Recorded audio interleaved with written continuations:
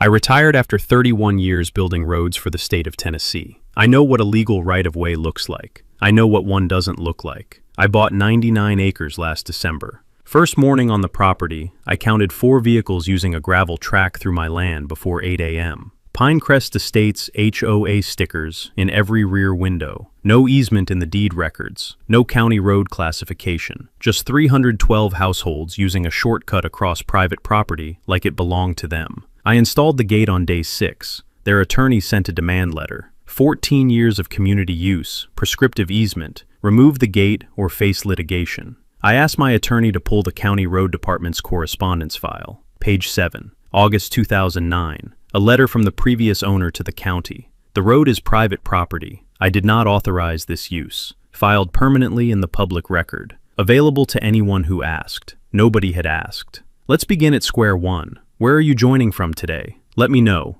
And don't forget to like and subscribe for more. Ray Calloway had spent 30 years building roads he would never own.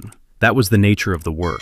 Highway design, infrastructure engineering, the particular discipline of a career spent calculating load tolerances and drainage coefficients, and right-of-way boundaries for roads that would carry other people's traffic across land that belonged to someone else. He had been good at it. He had been methodical and patient and precise in the way that civil engineering selects for. The work demanding a temperament that could hold a survey map and a deed description in simultaneous focus, and find the place where the legal boundary and the physical ground either agreed or did not. He had retired in April of 2023, 31 years with the Tennessee Department of Transportation, the last 11 as a senior project engineer, overseeing highway corridor acquisitions in the eastern part of the state. He had shaken hands at the retirement lunch, and had driven home to the house in Knoxville that he and Patricia had bought in 1998, and that had been too large and too quiet since Patricia died in 2019. He had sat on the back porch that April evening and had looked at the yard and had thought, I am going to buy land. He had known what kind of land before he started looking. He had spent 3 decades acquiring right-of-way corridors across rural Tennessee properties, farmland, timber tracts, creek bottoms, ridge parcels, and he had developed, through the accumulation of those acquisitions, a specific appreciation for working land. Not recreational land, not a lake house or a weekend retreat. Working land, the kind that produced timber or cattle or both, the kind that required attention and returned value, the kind that gave a retired civil engineer something to manage with the same methodical care he had applied to highway corridors. He had been looking for 8 months when the Crestwood County listing appeared.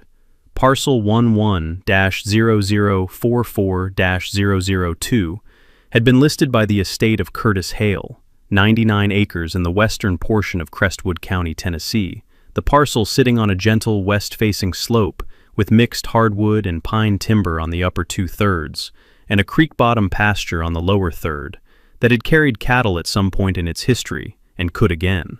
The listing price was $287,000. $2,900 per acre, reasonable for Crestwood County timber ground in late 2023. The listing agent had noted, absentee ownership for 15+ years, property in need of attention, significant timber value, creek access, County Road 7 frontage on western boundary. Ray had driven to Crestwood County on a Thursday in November, a 4-hour drive from Knoxville, the last 40 minutes on county roads that he had assessed out of professional habit, noting the pavement condition and the drainage structures and the right-of-way widths. He had met the listing agent at the CR7 entrance to the property, a gravel pull-off on the western boundary where a rusted farm gate hung open on a broken hinge, the gate's latch mechanism corroded past function, the no trespassing sign that had once been wired to the gate lying in the tall grass 20 feet from the pull-off. He had spent 4 hours walking the property. The timber was what the listing had suggested, mixed hardwood on the upper slope, white oak and hickory, and some marketable cherry in the draws, a stand of mature loblolly pine on the northeastern ridge that a timber buyer would find interesting.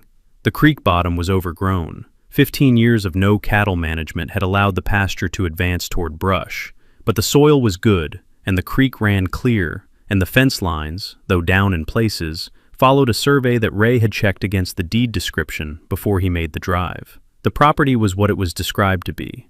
He had also found the track. It ran east to west across the property's midsection, a gravel and dirt road, 0.6 miles in length, beginning at the property's eastern boundary where it met the fence line of the Pinecrest Estates HOA subdivision, and ending at Ray's western boundary, where it intersected County Road 7, approximately 300 feet north of the main CR7 gate. The track was in better condition than anything else on the property.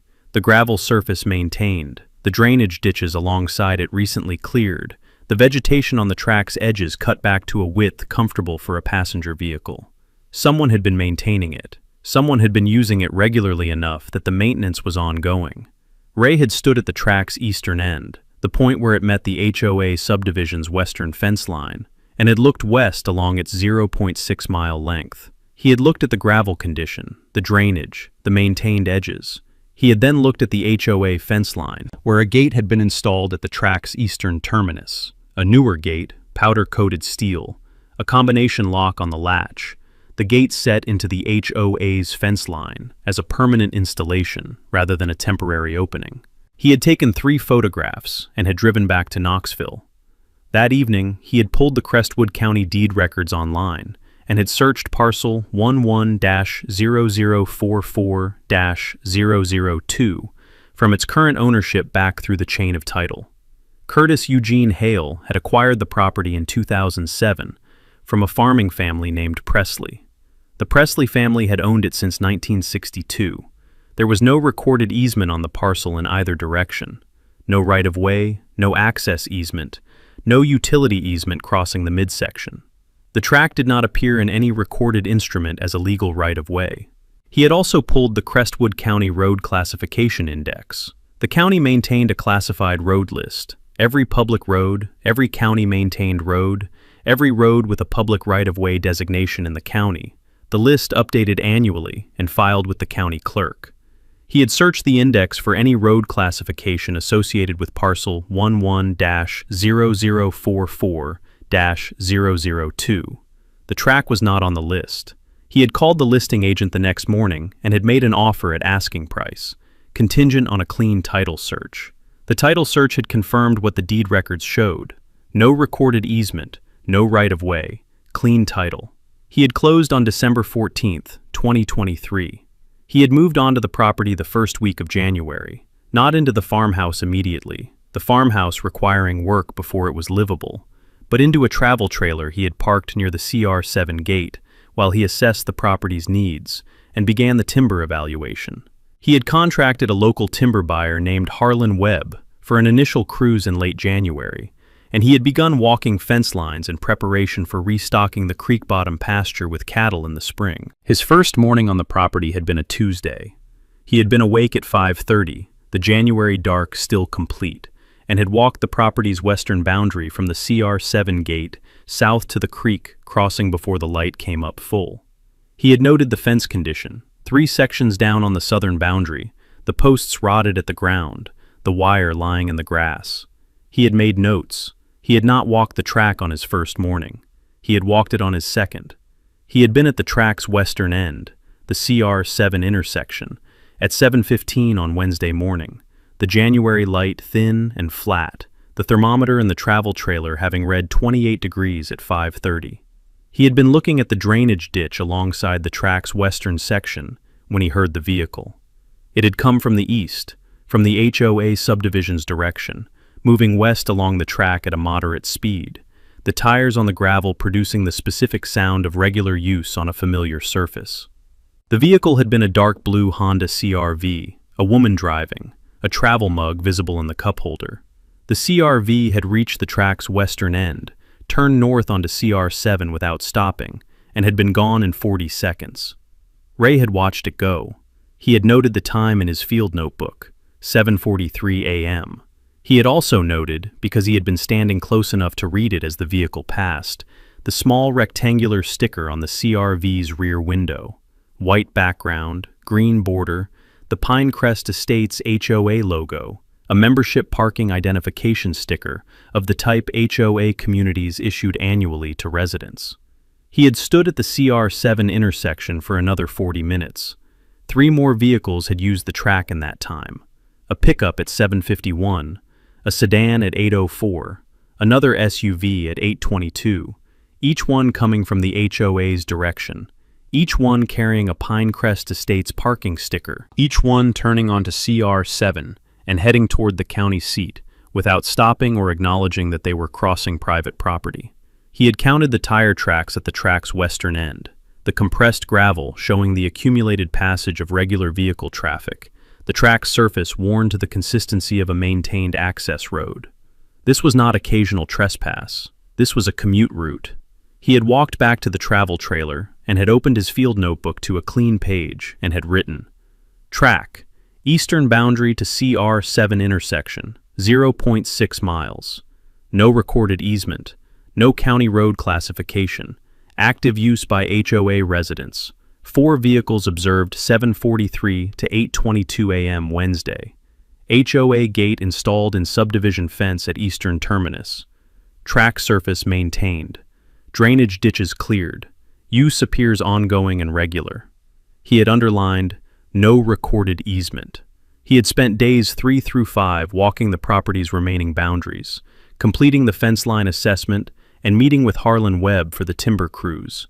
Harlan had walked the upper slope with him on Friday afternoon and had said, without being asked, that the loblolly pine stand on the northeastern ridge was worth between $40,000 and $55,000 at current pulpwood and saw timber prices, and that the hardwood on the upper slope would produce another $25,000 to $35,000 in a selective cut that left the property's long-term timber value intact. Ray had listened and had made notes and had thought about the track while Harlan talked, the prescriptive easement question forming in his mind with the same methodical clarity he applied to right-of-way problems in his engineering career. He had spent 31 years acquiring easements for the state. He knew what a valid easement looked like. He knew what the statutory requirements were. He also knew what 14 years of informal use looked like when someone tried to convert it into a legal right. He had installed the gate on day 6, a Saturday, the gate sourced from the Tractor Supply in the county seat, a standard 16-foot galvanized farm gate, the posts set in concrete on either side of the track at the CR7 intersection, where the track left his property and met the county road. He had hung the gate, adjusted the swing, installed a heavy-duty padlock on the latch, and had posted 3 no trespassing signs, one on the gate itself, one on each post. He had done the same at the track's eastern end, where the track met the HOA's subdivision fence line, a matching gate, matching lock, matching signs. He had also posted no trespassing signs at 200-foot intervals along the track's entire 0.6-mile length, signs on fence posts and tree trunks, each one visible from the track surface, each one consistent with Tennessee's statutory requirements for posted land. He had done the posting correctly because he had done right-of-way work for 31 years, and he knew that the legal defensibility of a property closure depended on the adequacy of the notice. The signs were the right size, the language was legally sufficient, the spacing met the statutory standard. He had not done it to be aggressive, he had done it because it was correct. He had driven back to the travel trailer at 4 p.m. Saturday, and had sat in the folding chair outside the trailer door, and had looked east along the track from the CR7 gate. The gate was hung straight. The lock was seated. The signs were visible at the standard distance. The track was closed. Donna Marsh had arrived at the CR7 gate at 7:51 on Sunday morning. Ray had heard the vehicle before he saw it, the sound of a car stopping on CR7 at the gate's location, the engine idling, then silence.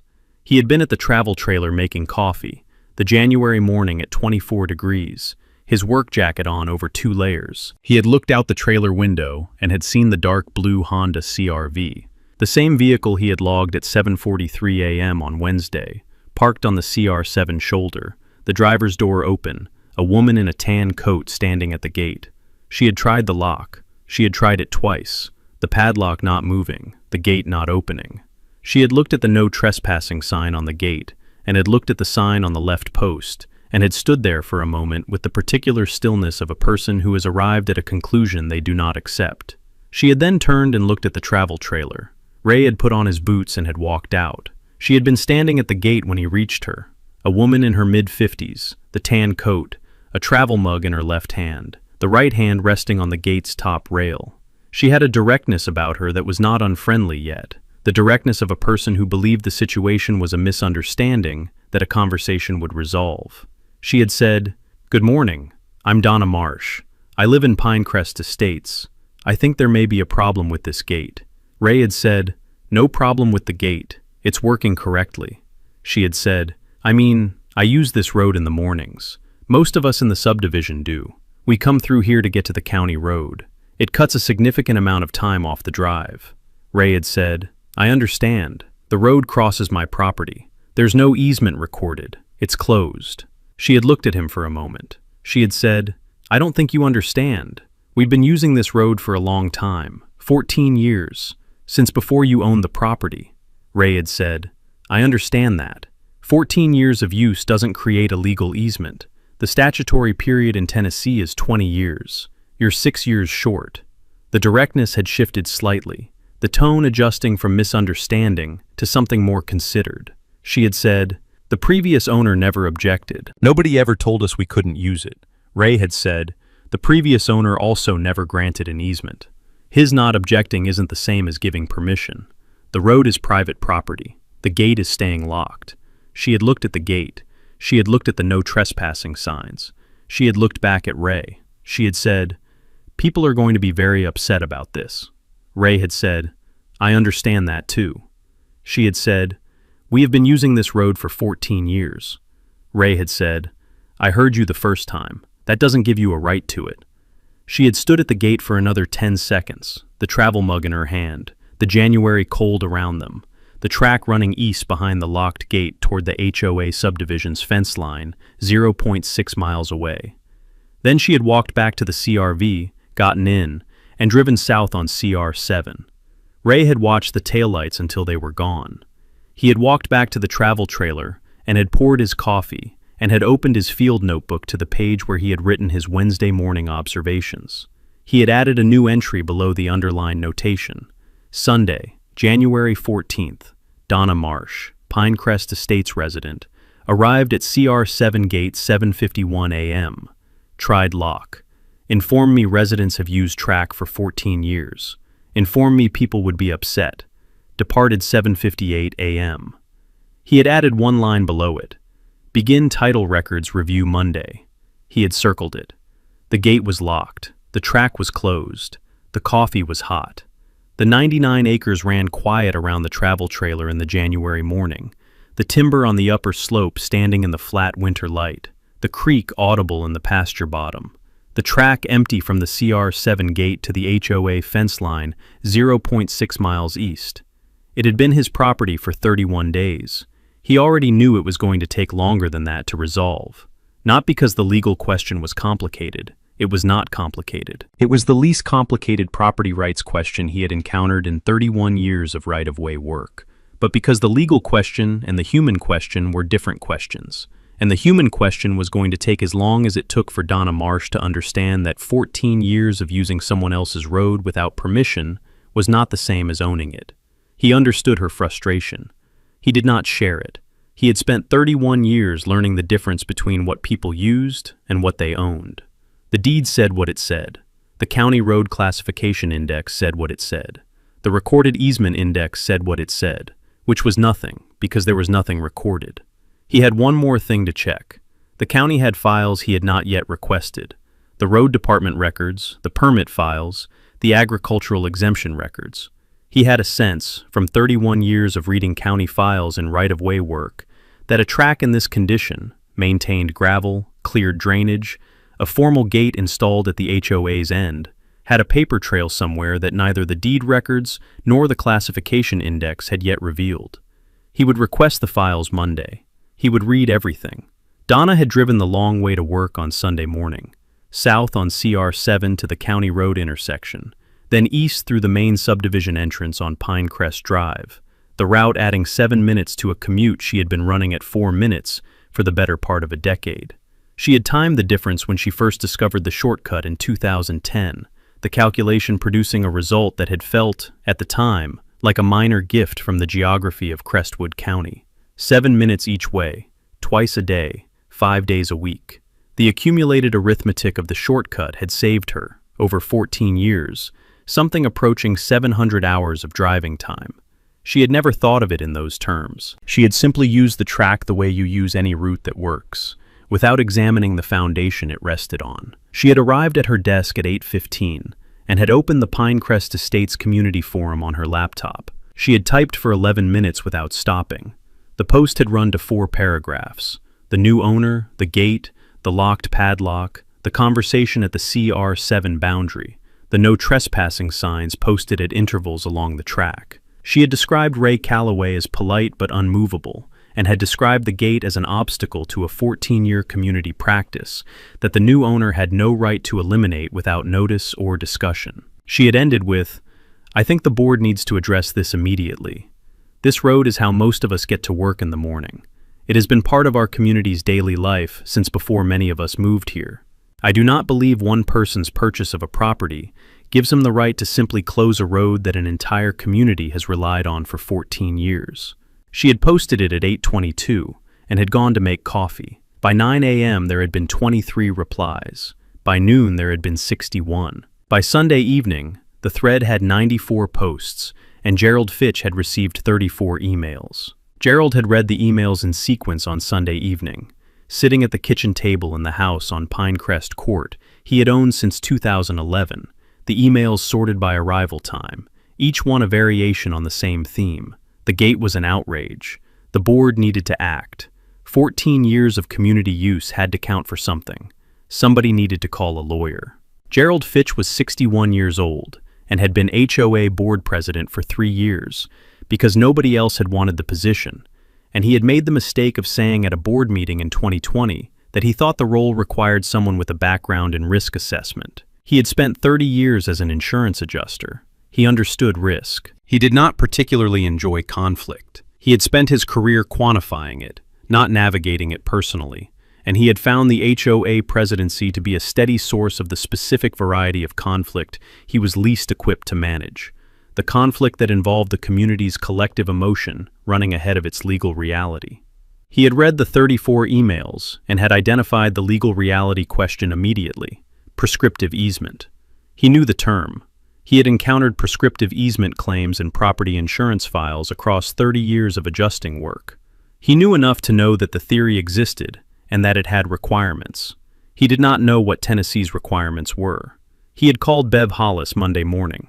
Beverly Hollis had been practicing real estate law in Crestwood County for 19 years, a general real estate practice, residential and commercial transactions, title work, some HOA governance, the standard range of a practitioner in a county where the real estate bar was small and the work was varied. She was competent and methodical, and she had a specific quality that made her useful to HOA boards. She told clients what the law said before she told them what they wanted to hear. Gerald had explained the situation in 12 minutes. The 99 acres, the new owner, the gate, the 14 years of use, the community forum, the 34 emails. Bev had listened without interrupting.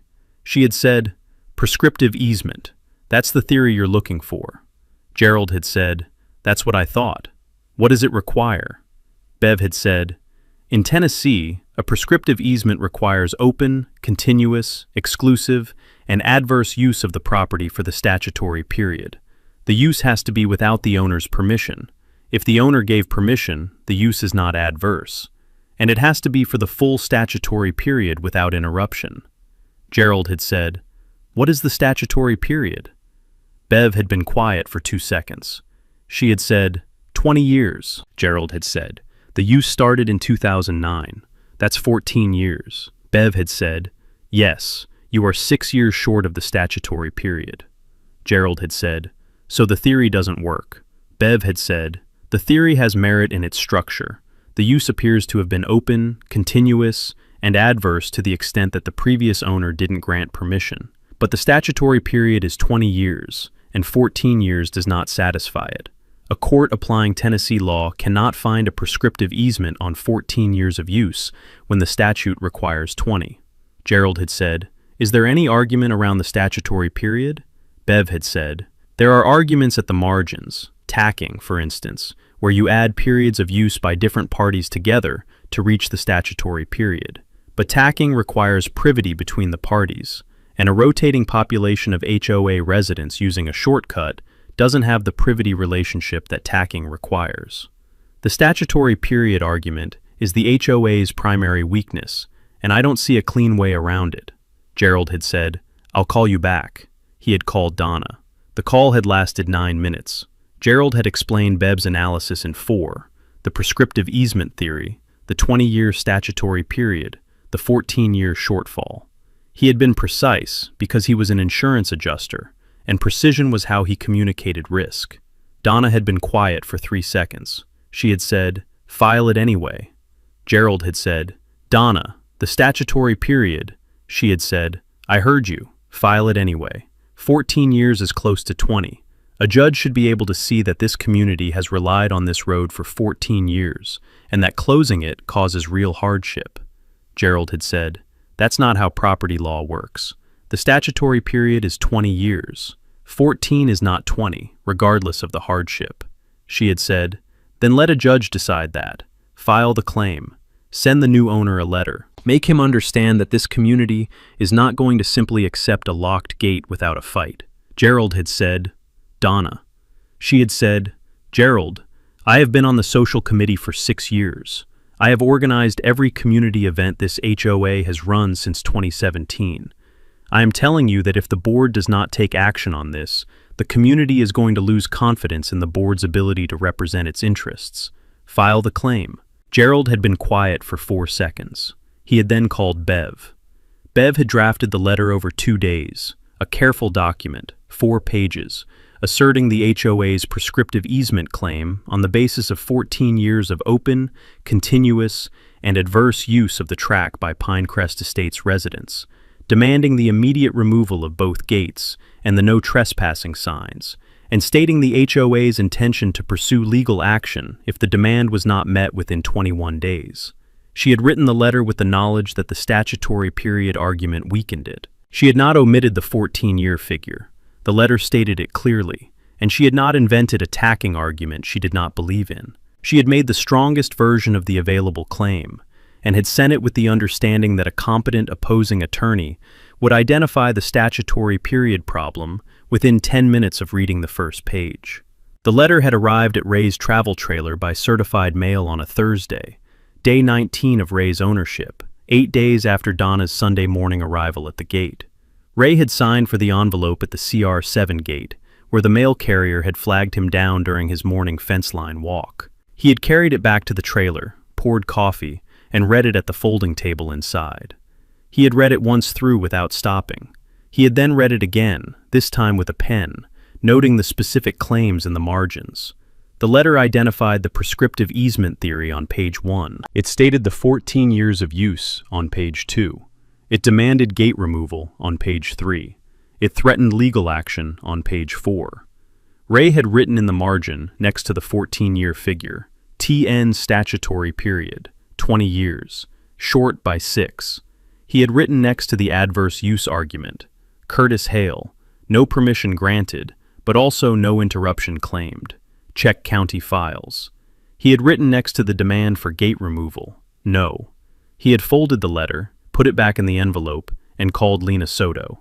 Lena Soto had been Ray's first call after the gate went up, not because he needed legal help yet, but because Ray had spent 31 years in right-of-way acquisition, working alongside property attorneys, and had learned to identify the moment when a property question required a specialist. He had called Lena on day 7, the morning after Donna's visit to the gate, and had described the situation in the same precise terms he used when briefing a project team. The property, the track, the 14 years of use, the absence of a recorded easement, the HOA's gate installed at the eastern terminus, the tire track evidence of regular, ongoing use. Lena had listened and had said, "Prescriptive easement is their theory. 20-year statutory period in Tennessee. When did the use start?" Ray had said, 2009, based on the HOA gate's installation. It's a permanent gate, powder-coated, set in concrete. That kind of installation doesn't happen in year 1 of informal use. I'd date the regular use to 2009 or 2010. Lena had said, 14 or 15 years. They're short. Ray had said, I know. I want the complete county file before I respond to anything. Road department records, agricultural exemption records, permit files, anything that touches that track going back to 2007 when Hale bought the property. Lena had said, "I'll start the records requests Monday. What are you looking for specifically?" Ray had said, "I don't know yet. I'm looking for the document that tells me what that track actually is. Not what the HOA thinks it is, but what the county records say it is." In 31 years of right-of-way work, I never encountered a track in that condition. Maintained gravel, cleared drainage, a permanent gate at one end, that didn't have a paper trail somewhere. Lena had said, "I'll pull everything." Now, with Bev's letter in his hand, Ray had called Lena again. He had read her the key sections, the prescriptive easement claim, the 14-year use period, the demand for gate removal, the 21-day response window. Lena had said, "The statutory period argument alone defeats the claim. 14 years is 14 years. The statute is unambiguous. A court applying Tennessee law cannot find a prescriptive easement on a 14-year use period. Their attorney knows this." Ray had said, "She sent the letter anyway." Lena had said, "Clients sometimes make that decision. The letter creates pressure, even if the underlying theory is weak. It puts you in the position of either negotiating or litigating, and some clients calculate that the cost of litigation will make a negotiated compromise more attractive than winning on the merits." Ray had said, "I'm not interested in a negotiated compromise on a gate I have the legal right to close." Lena had said, "I know. I'm explaining their calculation." Ray had said, "What's the status of the county records requests?" Lena had said, "The road department responded this morning. Partial production, the road classification index, and the maintenance logs for the CR7 corridor. The agricultural exemption file and the permit records are still pending. I expect them by end of next week." Ray had said, "I want to see everything before you respond to the letter." Lena had said, "The 21-day window gives us time. I'll have the county records before the deadline." Ray had said, "Lena, I want the track's complete paper history. Everything the county has touched that track with, from the first maintenance log entry to the current classification. If that track has a history in the county's files, I want to know what it says before the HOA's attorney finds out we know." Lena had said, "Understood. I'll have the full production reviewed before we respond." The HOA forum had continued running in the background, the thread from Donna's Sunday post now at 140 replies. 3 new threads spun off addressing the prescriptive easement theory, the board's response, and a thread started by a resident named Phil Garrett at 42 Pinecrest Court, who had looked up Tennessee prescriptive easement law and posted a detailed summary that ended with, "The statutory period is 20 years. We started using the road in 2009. We are 6 years short. I don't know why Donna is telling us to fight this. The math doesn't work." Donna had replied to Phil's post within 20 minutes. "The math is not the only consideration. 14 years of community reliance creates a moral claim, even if the legal claim is imperfect. The board is pursuing this, and I trust they will find an argument that works." Phil had replied, "Moral claims don't win property disputes." The thread had continued for another 40 replies without resolving the disagreement. Gerald Fitch had read Phil's post and had agreed with it privately, and had not said so publicly because Donna had organized the community's 4th of July event for 6 consecutive years, and he did not want to be the board president who told her she was wrong in front of 140 forum participants. He had called Bev the same afternoon and had said, "Is there any argument we haven't considered?" Bev had said, "I've been thinking about implied dedication, the theory that the previous owner's long-term failure to object constituted an implied dedication of the tract to public use. But implied dedication in Tennessee requires an intent to dedicate, and silence or inaction alone doesn't establish intent. It's a weaker argument than prescriptive easement, and it has the same fundamental problem, the use period." Gerald had said, "So we have one argument and it's 6 years short." Bev had said, "That's an accurate summary of our position, yes." Gerald had said, "File the letter." Bev had said, "It's already sent." Gerald had looked at his email inbox, the 34 emails from the weekend, Donna's replies to Phil's forum post forwarded to him by 3 separate residents, a new email from a resident at 67 Pinecrest Boulevard asking whether the board had retained counsel. He had typed a reply to the 67 Pinecrest Boulevard resident that said, "The board has consulted with legal counsel and is pursuing all available options to restore community access to the CR7 shortcut. We will provide updates as the situation develops." He had read it back once and had sent it without changing anything. He had then looked at the window of his home office, the January afternoon outside, the subdivision's streets visible from this angle, the main Pinecrest Drive entrance in the distance.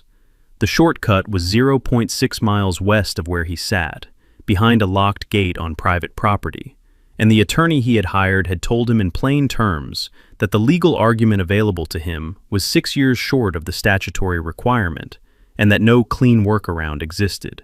He had noted, in the private mental accounting he maintained as a risk assessor, that the gap between what Donna believed the HOA was entitled to and what the law actually provided was the same gap he had spent 30 years measuring in insurance files, the gap between a claimant's sense of what was fair and the policy language that governed what was covered. The policy language, in his experience, always won.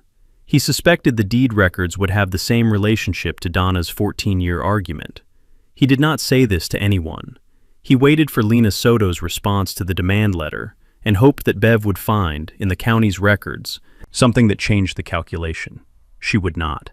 But Ray already suspected that, and he had asked Lena to find, in the same county records, something that did not change the calculation, something that confirmed it, permanently and in writing, in a document that had been sitting in the county's files since 2009, unread by anyone connected to Pinecrest Estates, waiting for someone to look.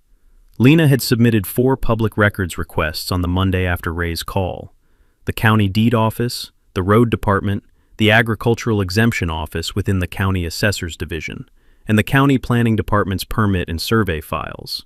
She had sent each request by email with a follow-up fax, the fax being the format that Crestwood County's older departmental offices processed faster than email, a procedural detail she had learned in 8 years of pulling county records for property litigation. She had built her investigation the same way she had built every title examination in her career, not from a theory working backward to the documents, but from the documents forward to whatever conclusion the documents supported. She had learned the distinction in her years as a county title examiner, where the work required reading every recorded instrument in sequence without deciding in advance what the chain of title said. You read, you noted, you followed. The record told you what it was. She had started with what she already had. The deed records for parcel 11-0044-002 ran back to 1962 in the county's online index, the Presley family acquisition in that year, the chain running forward through 2 Presley generations to the 2007 sale to Curtis Eugene Hale, and then to Ray Calloway's December 2023 closing.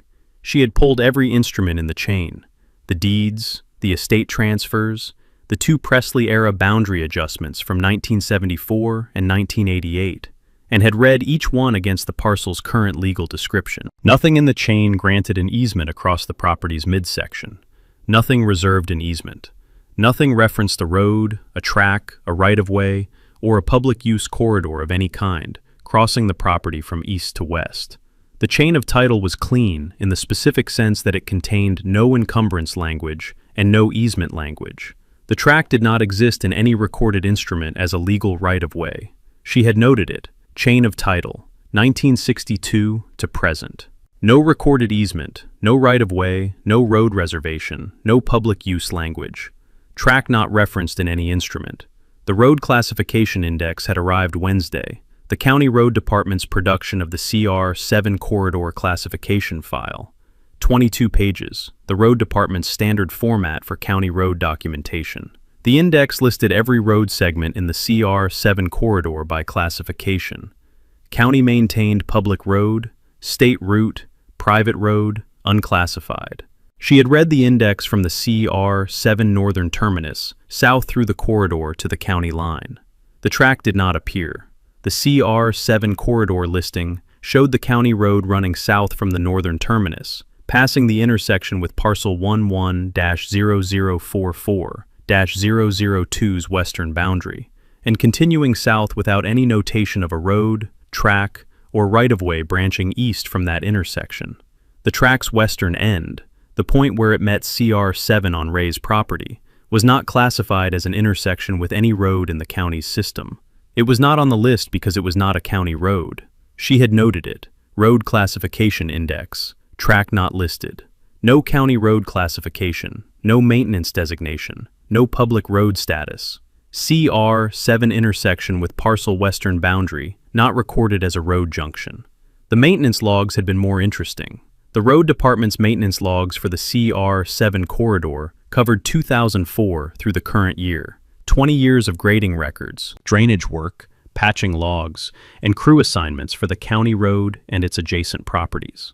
Lena had read the logs in sequence, looking for any maintenance entry that referenced the track or the intersection. She had found two. The first was a 2009 entry, March 14, 2009, a crew assignment for CR7 shoulder grading from mile marker 4.2 to mile marker 4.8. The entry's notes field contained one line. Grade extended approximately 200 feet east at mile marker 4.4 intersection. Assumed county road spur. Grading completed. Mile marker 4.4 was the precise location of the track's western end. The crew had graded the first 200 feet of the track, the portion of the track where it left CR7 and entered Ray's property, because a crew member had assumed the junction was a county road spur and had treated it accordingly. The grading had been done on March 14, 2009. The second maintenance log entry was dated September 22, 2009, 6 months later, a correction entry in the notes field of the MP 4.4 segment.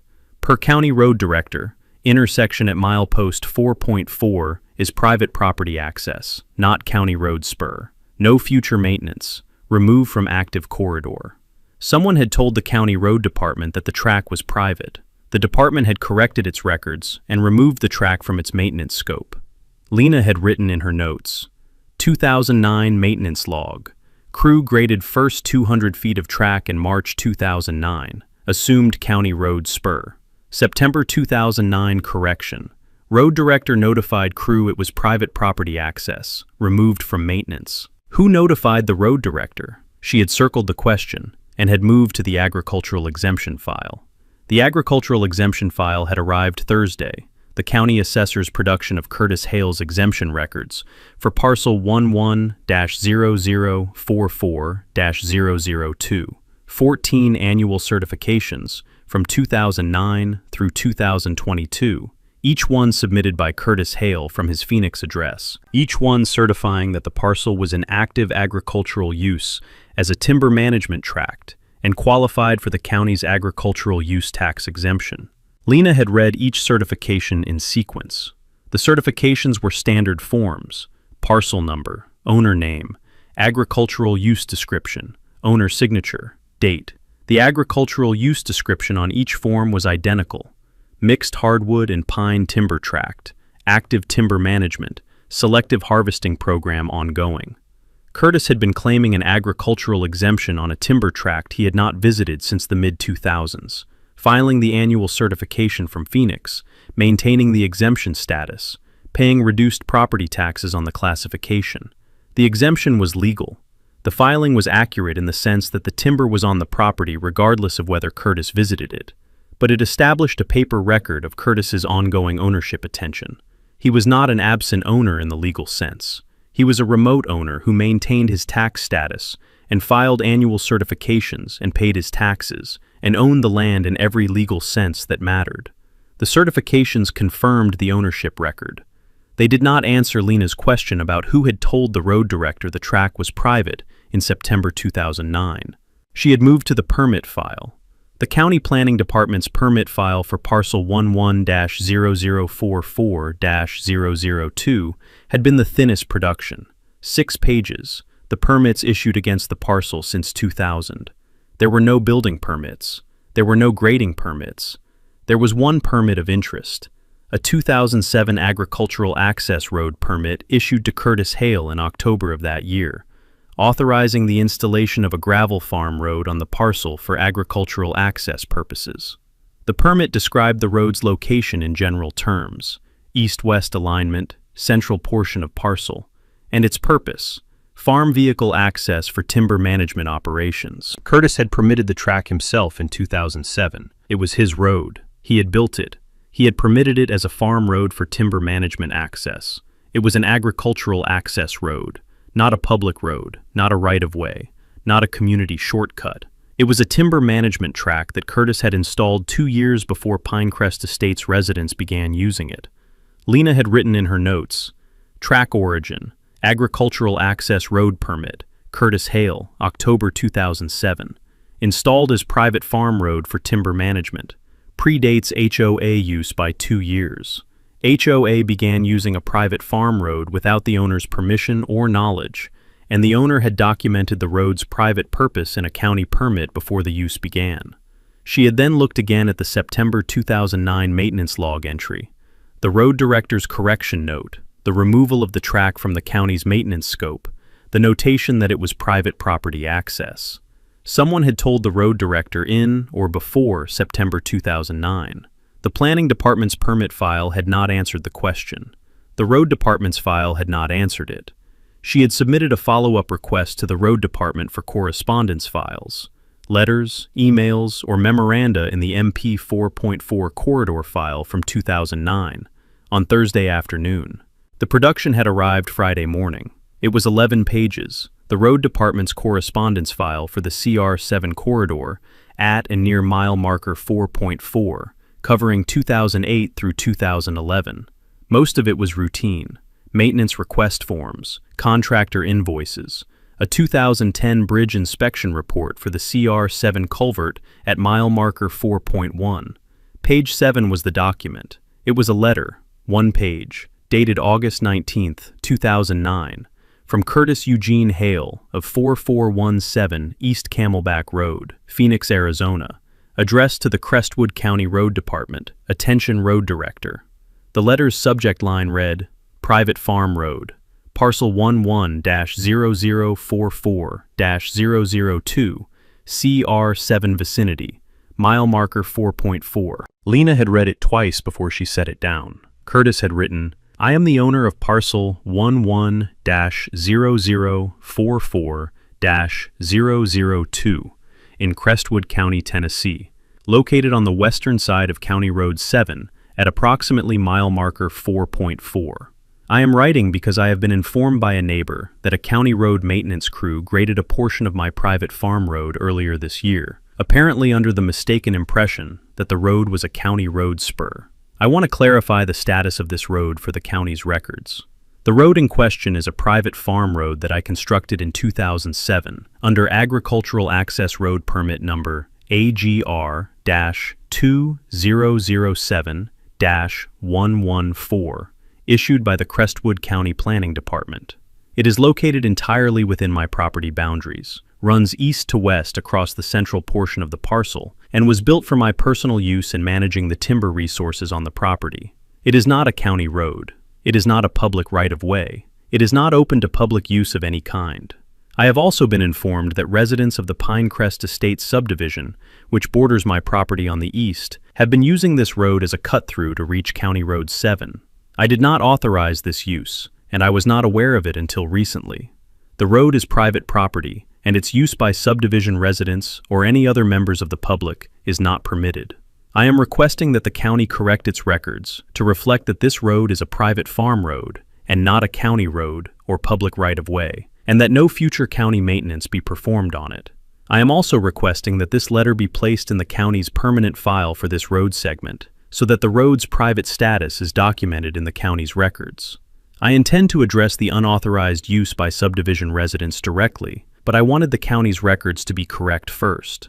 The letter was signed, Curtis E. Hale, owner, Parcel 11-0044-002. It had been received by the Road Department on August 24, 2009, the receipt stamp visible in the upper right corner.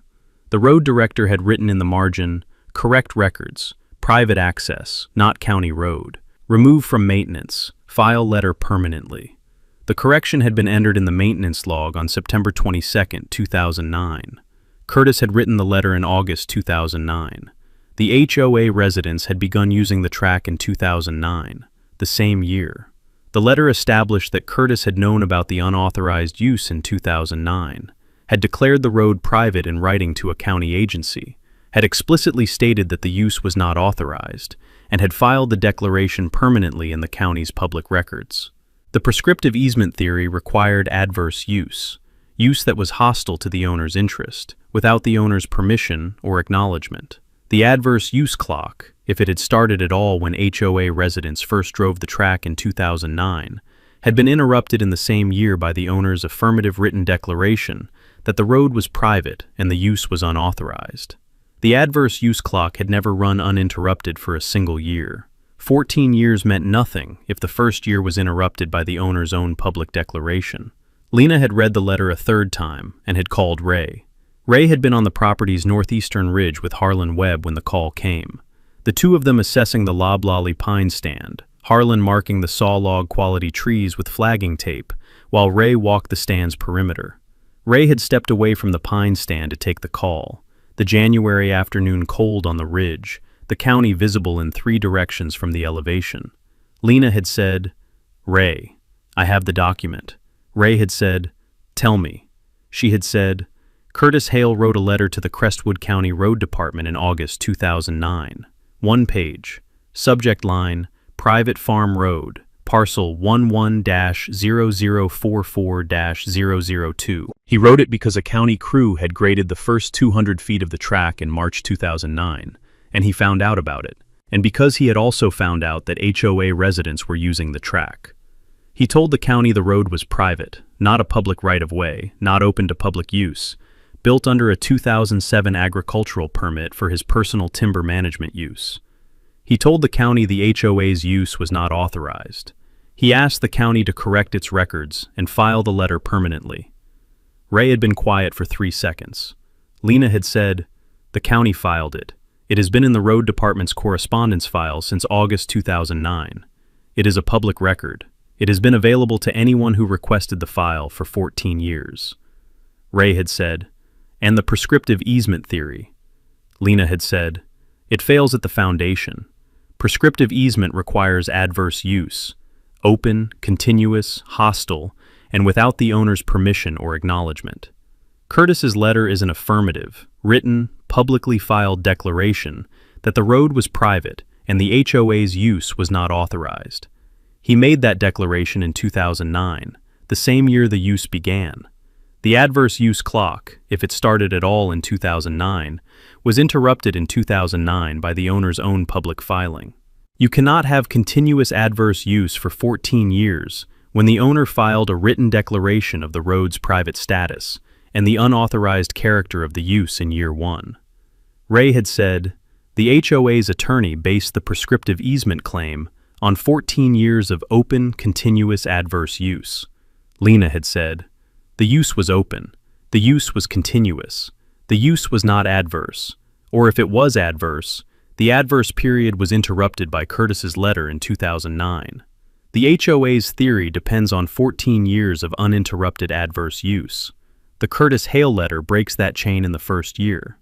Ray had said, "Where is the letter now?" Lena had said, "In the County Road Department's permanent correspondence file for the CR7 corridor. It is a public record. I have a certified copy. I requested the certification when the production arrived this morning." Ray had said, "Attach it to a file memo and send it to me today." Lena had said, "Already done. It's in your email." Ray had said, "What does this do to their demand letter?" Lena had said, "It ends their claim. The statutory period argument alone defeats it. The Curtis Hale letter defeats it independently, on a different ground. Not just that 14 years is less than 20, but that the use was never legally adverse in the first place, because the owner filed a written declaration of the road's private status, and the use's unauthorized character before the adverse use period could accumulate. 2 independent grounds, either one sufficient. Together, they are a complete answer to everything in Bev Hollis's letter." Ray had said, "Write the response, use both grounds, quote the statute, quote the letter, attach the letter as an exhibit. I want Bev Hollis to read a response that tells her the document has been in the county's files for 14 years and was available to her before she sent the demand." Lena had said, "I'll have a draft to you by Wednesday." Ray had said, Lena, did Curtis ever follow through on addressing the unauthorized use directly? He said in the letter he intended to. Lena had said, nothing in the county's record shows any further action. No cease and desist, no lawsuit, no recorded notice of any kind beyond the 2009 letter. He wrote the letter, filed it, and apparently did nothing further. The HOA kept using the track, and Curtis apparently decided from Phoenix that the filing was sufficient, or that pursuing it further wasn't worth his time from 1,800 miles away. Ray had said, so the filing sat in the county's records for 14 years, while the HOA ran their commute across his property. Lena had said, that is exactly what happened. Ray had been quiet for a moment, standing on the ridge in the January afternoon, the pine stand behind him, the county spread below, the track visible at this elevation as a thin line crossing the property's midsection from the HOA's fence line to the CR7 intersection. He had said, how many HOA residents do you think pulled the road department's correspondence file for the CR7 corridor before they filed their prescriptive easement claim? Lena had said, I think we know the answer to that. Ray had said, the document was always there. Lena had said, it was always there, in a public file, available on request. Curtis Hale asked the county to file it permanently, and the county did exactly that. Ray had said, I'll read the draft response Wednesday. He had ended the call and had stood on the ridge for a moment, looking at the track below. The gate at the CR7 end was visible from this elevation, the galvanized steel, the padlock, the no trespassing sign catching the afternoon light. The gate at the eastern end was not visible from here, but he knew where it sat, at the HOA's fence line, matching lock, matching signs, the powder-coated HOA gate on the other side of the fence that the community had installed at some point during 14 years of using a road whose owner had told the county in writing in 2009 that it was private and the use was not permitted. The document had been there since August 2009. Curtis had asked for it to be filed permanently. It had been filed permanently. It had waited 14 years for someone to look.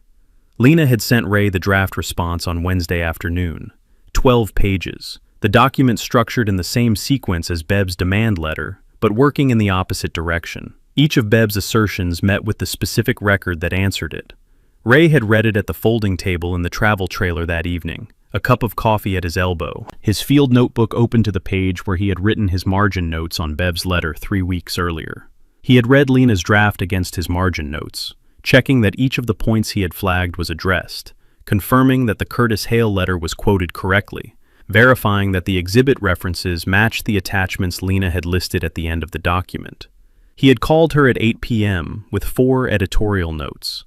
2 were word choice adjustments. 1 was a request to add the agricultural permit number from the 2007 Planning Department file to the paragraph describing the track's origin, and 1 was a suggestion to move the Curtis Hale letter discussion from the response's 3rd section to its 2nd, immediately after the statutory period argument, so that a reader who might have dismissed the 20-year period problem as a technicality would encounter the 2009 letter before they had recovered from the statutory argument. Lena had said, you want the letter to land before they've finished processing the first hit.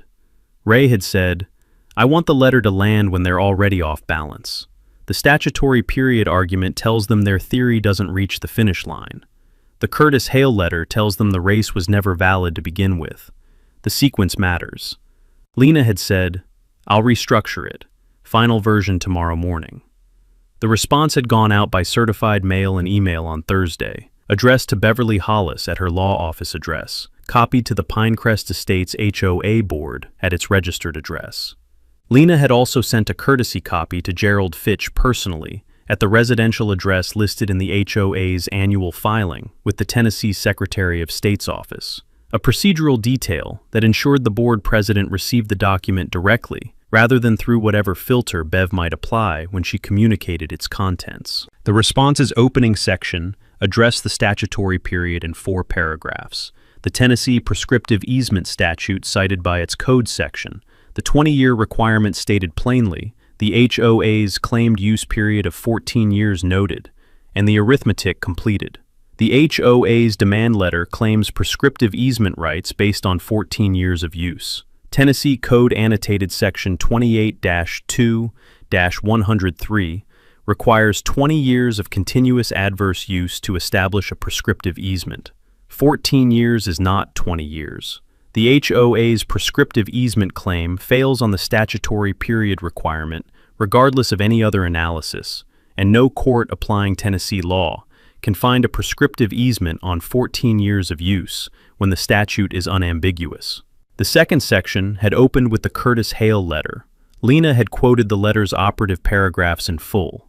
The declaration that the road was private, the statement that it was not a public right-of-way, the explicit acknowledgement that the HOA's use was not authorized, and Curtis's request that the letter be permanently filed in the county's records. She had then written the legal analysis in terms that Bev Hollis would recognize immediately, and that Gerald Fitch would understand without a law degree. Prescriptive easement requires that the claimant's use be adverse and hostile to the owner's interest, meaning the use must occur without the owner's permission, consent, or acknowledgement, and must continue without interruption for the full statutory period. Curtis Hale's August 19, 2009 letter, filed permanently in the Crestwood County Road Department's public records and attached hereto as Exhibit A, constitutes an affirmative, written, and publicly recorded declaration by the owner of record that 1. The track is a private farm road. 2. It is not a public right-of-way. 3. It is not open to public use. And 4. The HOA's use of the road was not authorized and was not known to the owner until 2009. This letter was filed in August 2009, the same year that Pinecrest Estates residents began using the track, and the same year that Mr. Hale first became aware of the unauthorized use. The letter establishes that the owner of record explicitly declared the road's private status and the unauthorized character of the HOA's use before the adverse use period could accumulate. Under Tennessee law, an owner's affirmative declaration of a road's private status, particularly when filed in a public county record as Mr. Hale specifically requested, constitutes an interruption of any adverse use period. The adverse use clock, if it began at all in 2009, was interrupted in 2009 by the owner's own publicly filed declaration. The HOA cannot simultaneously claim that A. The use was adverse and hostile to the owner's interest, and B. The owner filed a written declaration acknowledging the use and declaring it unauthorized in the first year of the claimed adverse use period. These positions are incompatible. If the owner knew of the use in 2009 and filed a public declaration of the road's private status, the use was not quietly adverse to an unknowing owner. It was a known trespass that the owner documented and publicly recorded. The third section addressed the road classification records. The county's road index showing no classification for the track, the maintenance logs showing the March 2009 grading error, and the September 2009 correction. The road director's notation removing the track from the county's maintenance scope.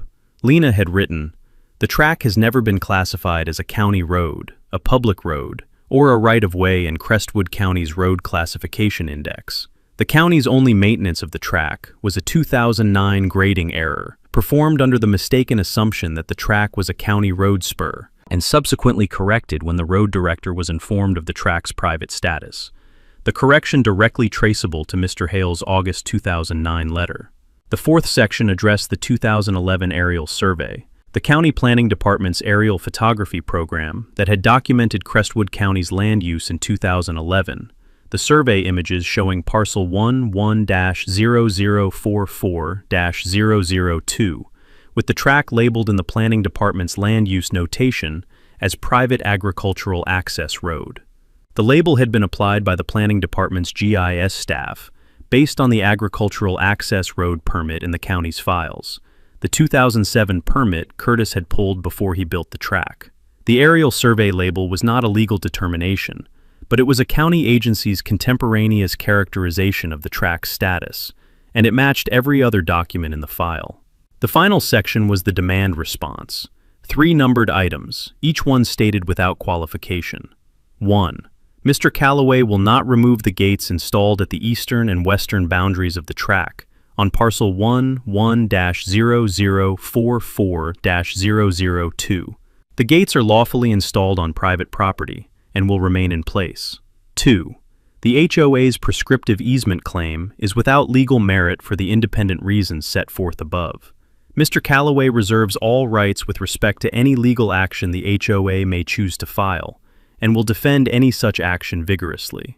3. Mr. Calloway requests that the HOA instruct its members to cease trespassing on Parcel 1-1-0044-002, and to use the subdivision's designated public road access points exclusively. Lena had attached 4 exhibits: the Curtis Hale letter as Exhibit A, the County Road Classification Index excerpt as Exhibit B, the 2009 Maintenance Log Correction entry as Exhibit C, and the 2011 Aerial Survey Land Use Notation as Exhibit D. Each exhibit was a certified copy, the certification stamps visible on the document faces. Bev had received the response on a Friday morning. She had been at her desk when the email arrived. Lena Soto's name in the sender field, the subject line reading R.E., Pinecrest Estates HOA versus Calloway, response to demand letter. She had opened the email, noted the 12-page attachment and the 4 exhibits, and had cleared her afternoon calendar before she began reading. She had read the statutory period section without surprise. She had known the 20-year problem when she drafted the demand letter, and had told Gerald as much. The statutory argument was clean, and she had no answer to it that she had not already considered and dismissed. She had made a note in the margin of her printed copy. Statutory, no viable response, expected. She had then read the Curtis Hale letter. She had read it once, quickly, the way you read a document when you are trying to understand its shape before you assess its substance. She had then read it again, slowly, the way you read a document when you are trying to find the problem with it and are not finding the problem. The letter was dated August 19, 2009. It was addressed to the Crestwood County Road Department. It was signed by Curtis Hale. Its subject line identified the track by parcel number and location. It stated, in plain language, that the road was private, that it was not a public right-of-way, that it was not open to public use, and that the HOA's use was not authorized. It asked the county to file it permanently. The county had filed it permanently. Bev had looked at the exhibit stamp on the certified copy, the County Road Department certification seal, the date of certification, the certifying officer's signature. The document was real. It was what it appeared to be. It had been in the county's files since August 2009. She had written in the margin, "This is a significant problem." The legal analysis had been correct. Lena's framing of the adverse use interruption was sound. Prescriptive easement required continuous, uninterrupted adverse use. An owner's affirmative public declaration of a road's private status and the unauthorized character of the use, filed in a public county record in the first year of the claimed adverse use period, was a textbook interruption of the adverse use clock. It did not matter that Curtis had never physically confronted anyone, never installed his own gate, never taken legal action. He had filed a public declaration. He had put the county's permanent records on notice. The declaration was the legal act, and it was sufficient. Bev had sat with the letter for 20 minutes before she called Gerald. Gerald had been at his kitchen table when the call came. A Saturday morning, the weekends quiet around him. The HOA forum thread visible on his laptop showing 178 posts and climbing. Bev had said, "Gerald, I've read the response. I need to walk you through it." Gerald had said, "How bad is it?" Bev had said, "The statutory period argument is what I expected. We knew that problem going in. The document is the new development." The property's previous owner, Curtis Hale, wrote a letter to the Crestwood County Road Department in August 2009. The letter declared the track a private farm road, stated it was not a public right-of-way, stated the HOA's use was not authorized, and asked the county to file the letter permanently in its records. The county filed it. It has been in the road department's public records since 2009. Gerald had said, "Curtis Hale knew about the use." Bev had said, "He found out in 2009, the same year the use began. He found out because a county crew had graded the first 200 feet of the track by mistake, and he learned about it from a neighbor. In the same letter where he corrected the county's records, he stated that he had also learned the HOA was using the track, and that the use was not authorized." Gerald had said, "And the easement theory." Bev had said, "The prescriptive easement theory requires adverse use that is hostile to the owner's interest, without the owner's consent or acknowledgement. continuing without interruption. The Curtis Hale letter is an affirmative, written, publicly filed declaration by the owner that the road was private and the use was unauthorized. Filed in 2009, the first year of the claimed adverse use period. Under Tennessee law, that declaration interrupts the adverse use clock. The HOA cannot claim continuous, uninterrupted adverse use for 14 years when the owner filed a public declaration of the use's unauthorized character in year 1. Gerald had said nothing for 5 seconds. Bev had said, the two arguments together, the statutory period and the Curtis Hale letter, are independent grounds, either one sufficient to defeat the prescriptive easement claim. Together, they are a complete answer. I do not have a viable legal argument that overcomes both of them. Gerald had said, Donna is going to ask me to find another argument. Bev had said, I know. I want you to understand the legal position before that conversation. There is no argument that overcomes the statutory period problem and the Curtis Hale letter simultaneously. Those two facts are the record, and I cannot make the record say something different. Gerald had said, I'll call you after I talk to Donna. The call with Donna had lasted 16 minutes and had been the most uncomfortable conversation Gerald had managed as board president. He had explained the statutory period argument in 3 minutes, the 20-year requirement, the 14-year use period, the 6-year shortfall. Donna had said she understood the math. He had then explained the Curtis Hale letter. Donna had been quiet for 4 seconds. She had said, he wrote a letter. Gerald had said, in 2009, to the county road department, declaring the track private and stating that the HOA's use was not authorized. The county filed it permanently. It has been in the county's public record since 2009.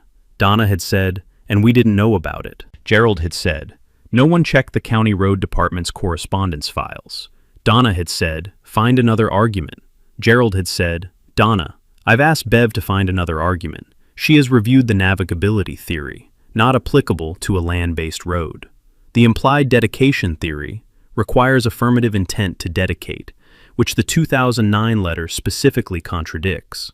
The tacking theory requires privity between successive users, which a rotating HOA resident population doesn't have. There is no argument that overcomes both the statutory period and the Curtis Hale letter. Bev has been direct with me about this. Donna had said, there has to be something. 14 years of community use has to count for something legally. Gerald had said, 14 years of community use counts as exactly 14 years, 6 years less than the statutory requirement, in a period that the owner interrupted with a public declaration in year 1. That is what it counts as legally. I understand it feels like it should count for more. It does not.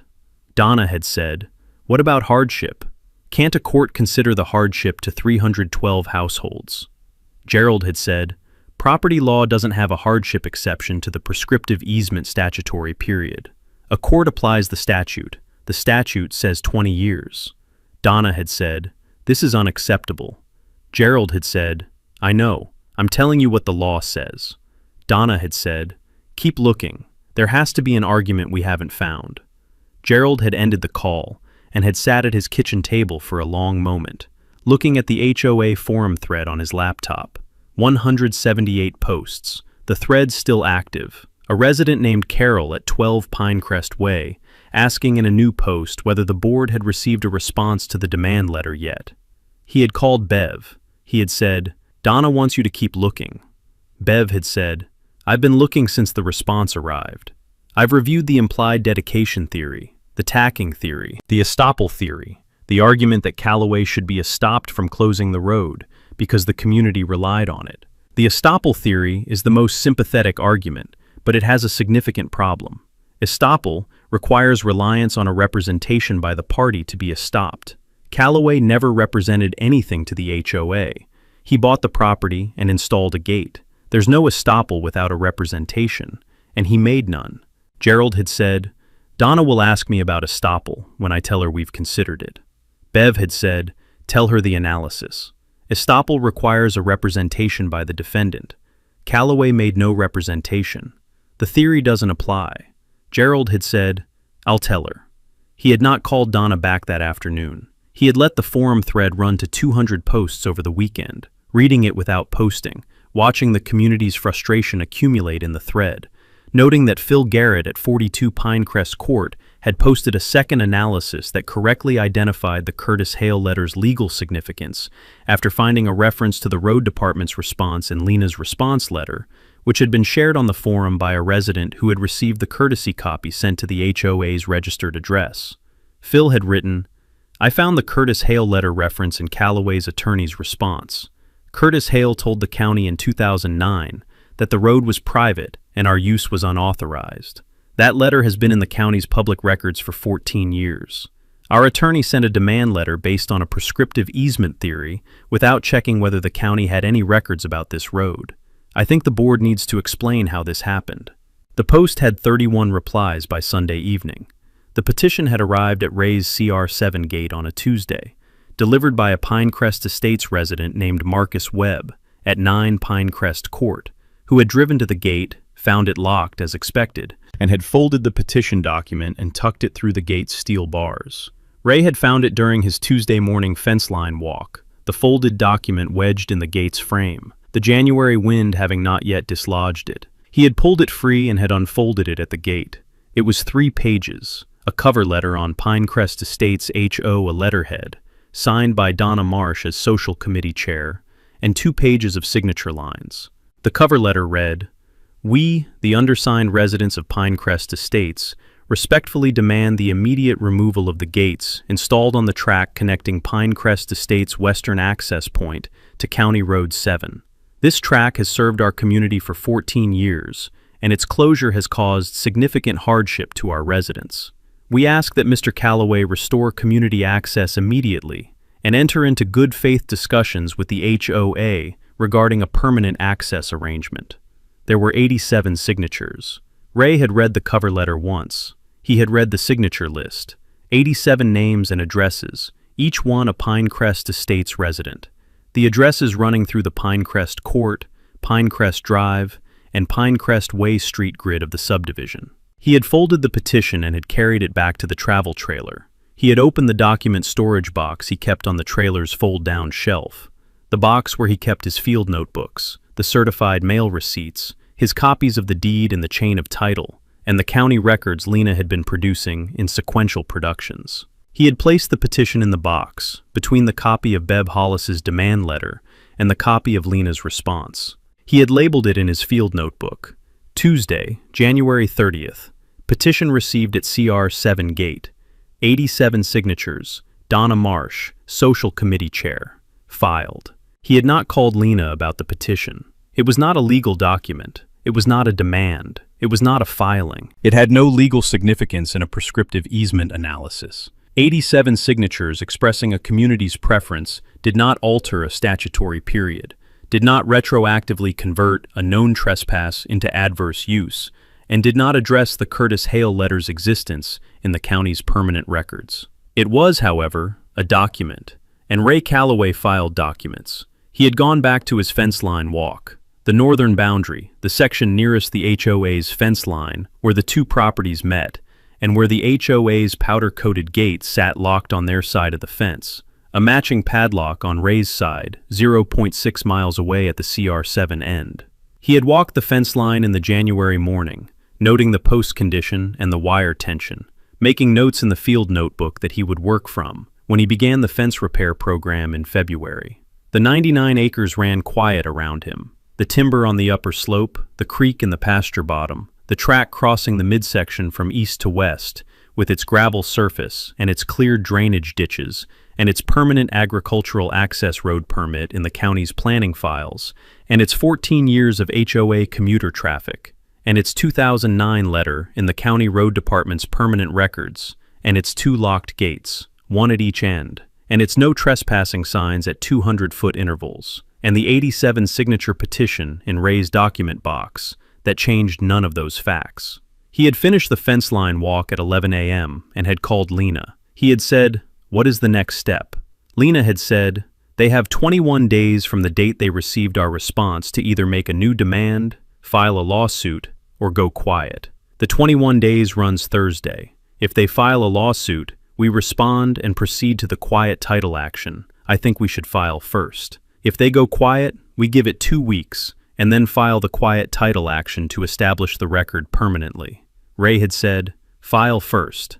Lena had said, "Before the 21 days runs." Ray had said, "The Curtis Hale letter has been in the county's permanent records since 2009. The track has never been a public road. The prescriptive easement theory fails on two independent grounds. I want a court order saying so on the record before this goes any further. File the quiet title action." Lena had said, "I'll have the complaint ready Monday." Ray had said, "I want the Curtis Hale letter as the complaint's central exhibit, not buried in the attachments, quoted in the body of the complaint, the full operative paragraphs, the filing date, the county's receipt stamp, the road director's margin notation. I want the judge to read it in the complaint before they read anything else."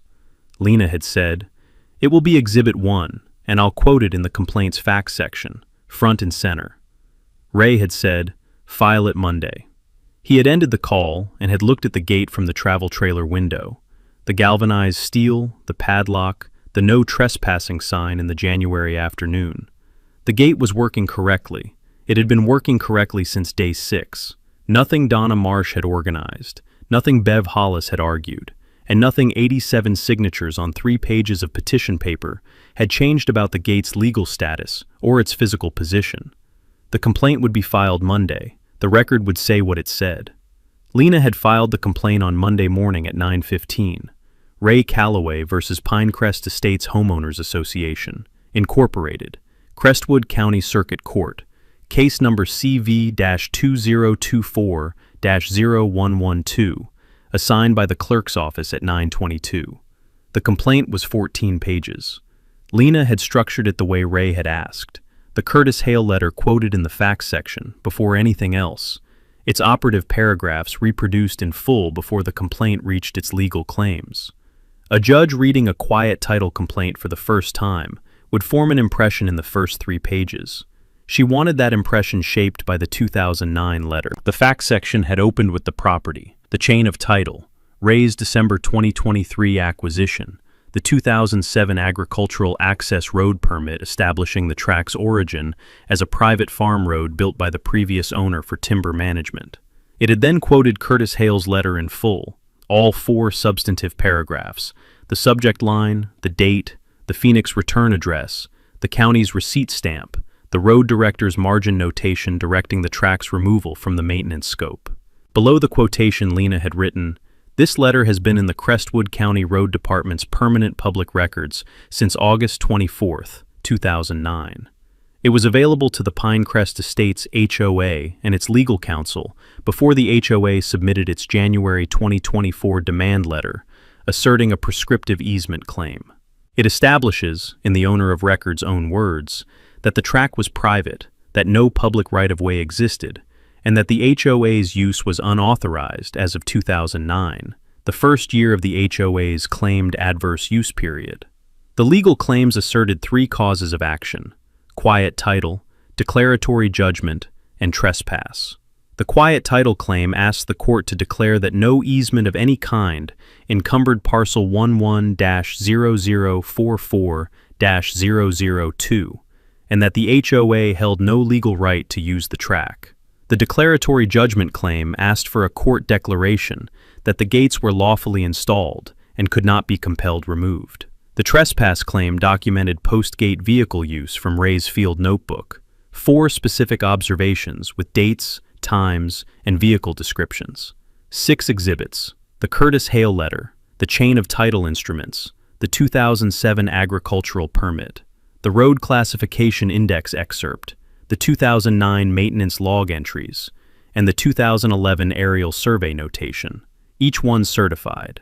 Service had been effected on Gerald Fitch at 2:17 p.m. the same day.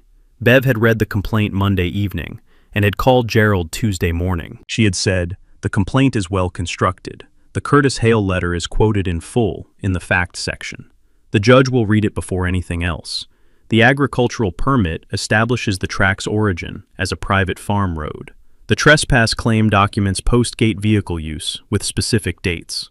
Gerald had said, "Can we get it dismissed before a hearing?" Bev had said, "A motion to dismiss attacks legal sufficiency, not factual disputes. The quiet title claim is legally viable on its face. We'll answer and assert the prescriptive easement as an affirmative defense. The court will set a hearing. Gerald had said, "What are our chances?" Bev had been quiet for 3 seconds. She had said, "The statutory period argument alone is very difficult to overcome. 20 years is 20 years, and we have 14. The Curtis Hale letter compounds it substantially. The adverse use element requires use hostile to the owner's interest without the owner's knowledge or consent. The letter establishes that the owner knew about the use in 2009, declared it unauthorized, and filed that declaration in a public record. A judge applying Tennessee law to those facts is going to find it very difficult to conclude that the use was adverse and uninterrupted." Gerald had said, "So we go to a hearing we are likely to lose." Bev had said, "That is my honest assessment." Gerald had said, "File the answer." Bev had filed on the last day of the response period, 12 pages, denying the key factual allegations, asserting the prescriptive easement as the primary affirmative defense. She had addressed the Curtis Hale letter by arguing that a letter to a county agency was not formal legal notice to the users, and that Curtis's failure to take any action beyond filing the letter suggested it did not reflect a serious assertion of the road's private status. She had filed it knowing the argument was thin. A county public records filing was a public act. The proposition that it was legally irrelevant because it was addressed to the county rather than the HOA was not a proposition Tennessee property law supported. The court had set a hearing, March 14, 2024, 8 weeks out. The complaint was now on the public docket. The Curtis Hale letter, as Exhibit 1 to a filed circuit court complaint, was available to anyone who accessed the court's online filing system. Donna had accessed it Wednesday. She had read all 14 pages and all 6 exhibits. She had read Curtis's words, "The road is private property, and its use by subdivision residents or any other members of the public is not permitted." And she had read the date and the county's receipt stamp. She had then done what Donna Marsh did when a legal document told her something she did not want to hear. She moved the conflict to a different arena. On Thursday morning, she had filed a complaint with the Crestwood County Commissioner's Office, a 2-page letter asserting that the county had failed its duty to maintain public road access in the CR7 corridor, and requesting the commissioner's intervention. The complaint cited the 2009 county crew grading of the track's western section as evidence that the county had historically treated the track as a public road.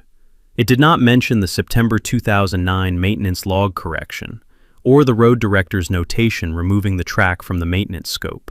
The commissioner's office had forwarded it to the county road director. The road director's office had responded within 3 days. The track was a private access road, documented in the county's permanent records. The county had no maintenance obligation or jurisdictional authority over private roads. Donna had posted about the commissioner complaint on the HOA forum. 48 replies, the community divided.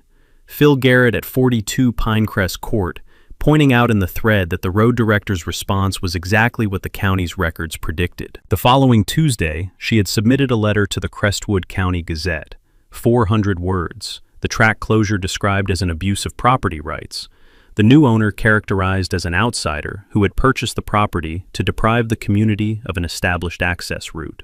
The letter had not mentioned the Curtis Hale letter, the agricultural permit, or the 20-year statutory period. The Gazette had published it Thursday. A retired county attorney named Harmon Bell had submitted a response the following week, 300 words, precise and unsparing, noting that the track was a private farm road documented as such since 2007, that the owner's title was clean back to 1962, and that a prescriptive easement on 14 years of use was legally impossible under Tennessee's 20-year requirement. Both letters had run on the same page. The social media campaign had started the same week, a Facebook group called Save Our Shortcut, created by a resident named Kim Alford at 33 Pinecrest Way. The group had 94 members in its first 48 hours and 140 by end of the first week.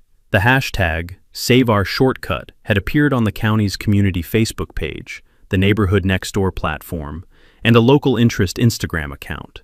3 posts had used photographs of the locked gate, the galvanized steel, the padlock, the no trespassing signs, framed as documentation of an injustice.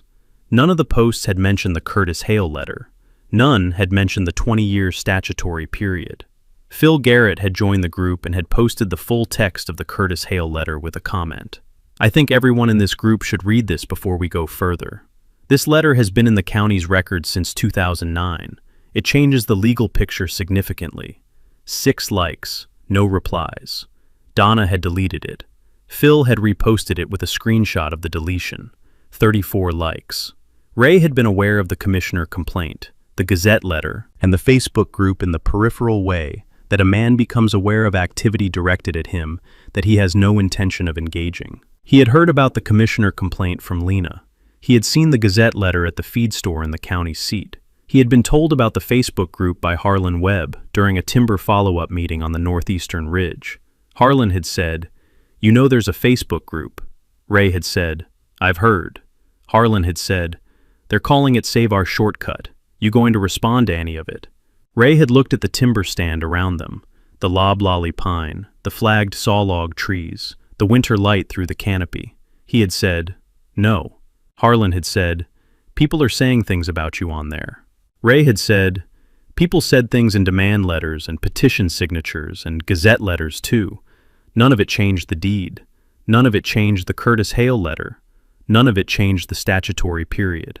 He had walked back down toward the property's midsection, the track visible below as he descended the slope. He had stopped at the track and had looked east toward the HOA fence line and west toward the CR7 gate. Both gates locked, both sets of signs in place. The agricultural permit in the planning department's file, the 2009 letter in the road department's permanent records, the quiet title complaint on the circuit court's public docket. He had taken out his phone and had written Lena a 1-sentence email. "Let the record speak." He had sent it and had walked west along the track toward the CR7 gate, the gravel surface under his boots, the cleared drainage ditches alongside, the January cold around him, and the 99 acres running quiet in every direction. The hearing was 6 weeks out. The record was complete. Ray had nothing to add to it.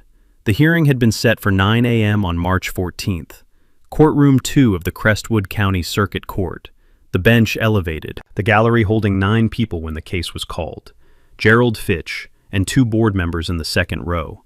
Donna Marsh in the third row behind them. Phil Garrett in the back row alone.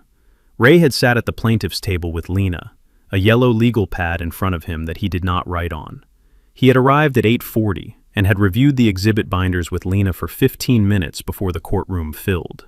Bev Hollis had been at the defendant's table with Gerald, who had insisted on attending despite Bev's suggestion that his presence was unnecessary. Gerald had sat with his hands folded on the table and had not looked at Ray. The judge was the Honorable Patricia K. Wood, 17 years on the circuit court bench, a reputation among county practitioners for close reading of the record and direct questioning from the bench. Lena had told Ray the previous week, "Judge K. Wood reads the briefs.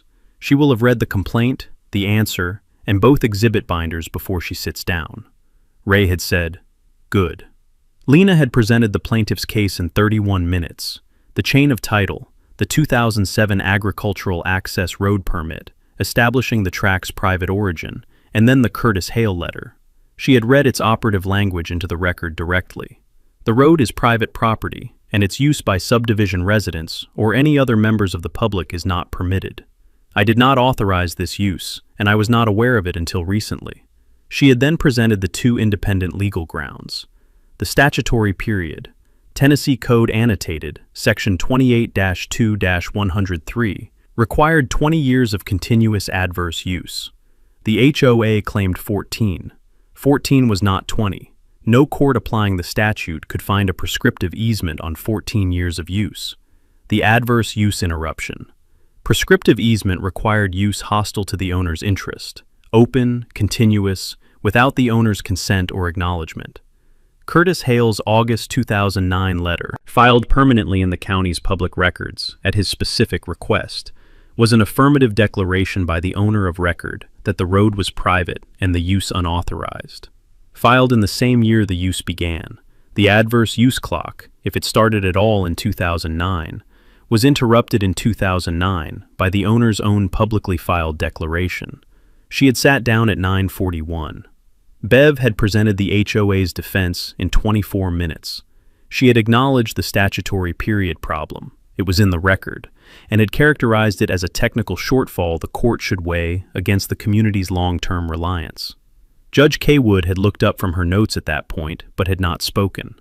On the Curtis Hale letter, Bev had argued that a communication between a property owner and a county agency did not constitute formal legal notice to the HOA or its residents, that the letter's presence in an administrative correspondence folder, rather than the deed records, meant the HOA lacked constructive notice, and that Curtis's failure to take further action demonstrated the letter was not a legal interruption of the adverse use period.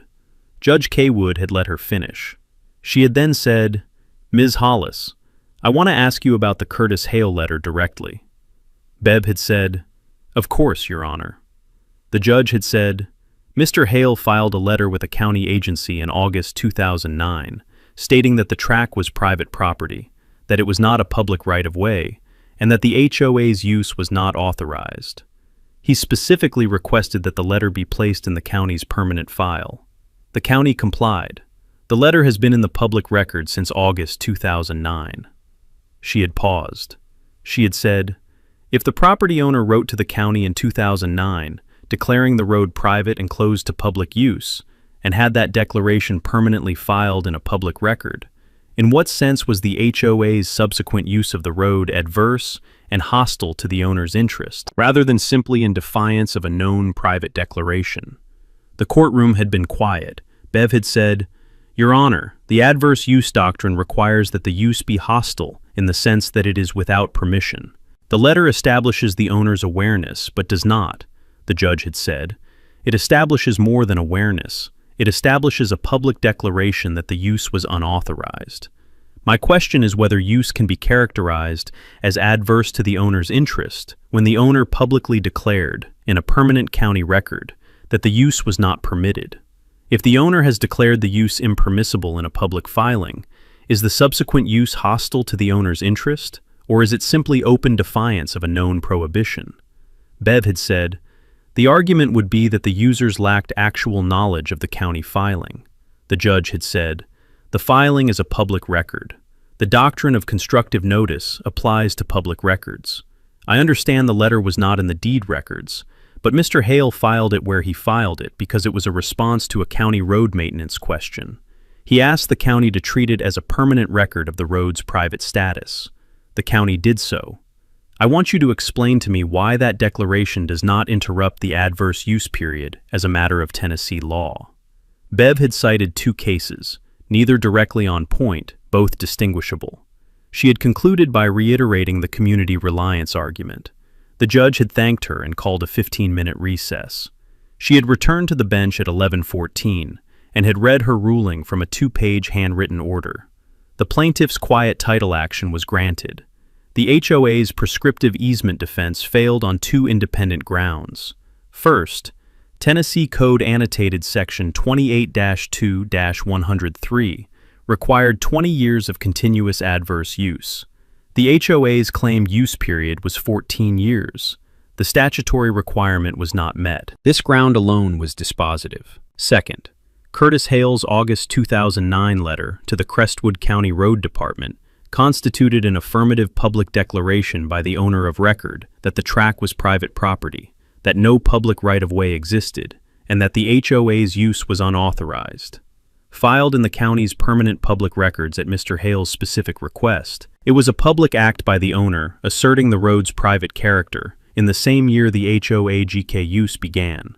Under Tennessee law, such a declaration interrupted the adverse use period. The HOA could not establish continuous, uninterrupted adverse use for any period following August 2009, when the owner had filed a permanent public declaration of the use's unauthorized character in that same year. The court declared that no easement of any kind encumbered Parcel 1-1-0044-002. The HOA held no legal right to use the track. The gates were lawfully installed. The HOA was enjoined from using the track or the gate access points. Costs awarded to the plaintiff. The clerk entered the order at 11:22. Lena had a certified copy from the clerk's window at 11:45, and had driven directly to the county register's office. The order was filed as a Reg K instrument against the HOA's parcel, permanently in the county deed records, attached to every future title search on every Pinecrest Estates property. She had called Ray from the register's office parking lot. She had said, "Recorded. The order is in the deed records." Ray had said, "Send me the instrument number."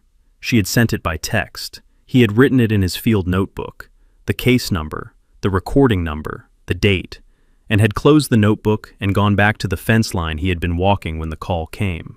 Gerald had posted to the HOA forum the evening of the ruling. A single paragraph, no preamble. GGK, the circuit court has ruled in favor of the property owner. The track connecting our western access point to County Road 7 is private property. No easement exists, and the court has found that none was established by our prior use. Please use the Pinecrest Drive entrance and County Road 7 for all access going forward. The board will not be pursuing further legal action. The post had drawn 61 replies by midnight, some angry, some resigned. Phil Garrett posting a single line at 11:40 p.m. The Curtis Hale letter was always in the county's records. This outcome was always where this was going. Donna had not replied to any of them. The Save Our Shortcut Facebook group had gone quiet within 48 hours of the ruling. The last post, a photograph of the locked gate with no caption, posted by Kim Alford at 33 Pinecrest Way. The image receiving 4 reactions and no comments before the group's activity stopped entirely. The 11-minute commute had resumed for 312 households. South on the subdivision streets to the Pinecrest Drive entrance, east to the CR7 junction, then north or south depending on destination. The 7 minutes the shortcut had saved were simply part of the morning again, the way they had been before 2009, when Curtis Hale had built a timber management road on his own property, and the geography had briefly offered a convenience that was never anyone's to keep. Donna Marsh had resigned from the social committee 6 weeks after the ruling. A 1-paragraph email to the board, citing personal reasons, thanking the community for the years, no mention of the gate or the case, or the Facebook group she had created and then deleted. Phil Garrett's post from twice. Patricia Wen, at 18 Pinecrest Court, had been elected to the social committee chair position at the next board meeting, running unopposed. Ray had walked the eastern fence line the morning after the ruling was recorded, a Tuesday, March cold still in the air, the frost on the fence wire catching the early light. He had started at the CR7 gate and had walked east along the track's northern edge, following the fence line that separated his property from the HOA subdivision. The powder-coated HOA gate visible at the track's eastern end, where it met the subdivision's western boundary. The gate was padlocked on both sides, his lock on his gate, the HOA's lock on theirs, the two structures facing each other across 0.6 miles of gravel track that was now, by court order recorded in the county deed records, unambiguously private. He had walked the fence slowly, the post condition, the wire tension, the places where the frost had weighted the wire overnight. He had made notes in his field notebook the same way he had made notes on his first fence line walk in January, the same methodical attention to the physical condition of the boundary. The fence needed 2 new posts on the northern section and a wire restretch on the southeastern corner. He had noted both. At the eastern end, where the fence line met the HOA boundary and the 2 gates faced each other, he had stopped and had looked west along the track. The gravel surface ran straight from where he stood to the CR7 gate 0.6 miles away, the same surface he had found on his first site visit in November, the same maintained gravel, the same cleared drainage ditches alongside. The tire tracks that had compressed the gravel at the edges from 14 years of daily commuter use were still visible. The compressed gravel at the track's margins, the worn surface showing the accumulated passage of vehicles that had turned and accelerated at this eastern end each morning before the gate went up. The grass had already begun to recover at the very edges, the winter grass pushing back into the margin where the tires had kept it worn, the slow reclamation of a surface that was no longer being used. It would take a season. By summer, the gravel margins would be soft with new growth, and by fall the track's edges would look like what the track was, a private farm road on a working timber property, its surface intact, its drainage maintained, its gates locked at both ends. He had not posted about the ruling. He had not called anyone beyond Lena's recording confirmation, He had not replied to anyone on the HOA forum, which he had never joined, or the Facebook group, which he had never seen, or the Gazette letters page, which he had read once at the feed store counter in February. The record had spoken. He had nothing to add to it. He had walked back to the farmhouse along the track's length, the full 0.6 miles, west from the HOA gate to the CR7 gate, the gravel under his boots, the frost burning off the drainage ditches in the morning sun. He had unpadlocked the CR7 gate, walked through, padlocked it behind him, and walked to the farmhouse porch. He had sat in the folding chair he kept by the porch door, the same chair he had set outside the travel trailer in January to watch the eastern fence line after Donna's first visit to the gate. The travel trailer was gone now, moved to a storage lot in the county seat in February, when the farmhouse work was far enough along to sleep in. The porch boards were sound. The view east from the porch showed the tree line on the eastern boundary, the mixed hardwood on the upper slope, the timber stand that Harlan Webb had assessed at $65,000 to $90,000 in a selective cut, the ridge line running north to the loblolly pine stand that would be the first harvest. The eastern fence line was not visible from the porch. The track was not visible. The HOA gate was not visible. The boundary between his 99 acres and the subdivision's western edge was somewhere in the tree line, marked by the fence he had just walked, held in place by the deed recorded in the county register's office, and now reinforced by a court order filed as a recorded instrument against the HOA's parcel. The 99 acres ran quiet in the March morning. He had not bought the property to fight anyone. He had bought it for the timber, the creek bottom, the working land quality that 31 years of right-of-way acquisition had taught him to recognize. He had installed the gate because the gate was legally correct. He had retained Lena because the demand letter required a response. He had filed the quiet title action because the record needed to be complete. The record was complete. The deed said what it said. The Curtis Hale letter said what it had always said. The court order said what the law required it to say when the facts were what the facts were. He had looked at the tree line for a long time, the eastern boundary, the hardwood on the slope, the frost finishing its burn-off in the morning sun. Then he had gone inside to make coffee and had looked at the fence repair notes in his field notebook and had written the materials list for the 2 new posts and the wire restretch on the southeastern corner. The gate was locked. The track was empty. The record said what it said. There was fence work to do.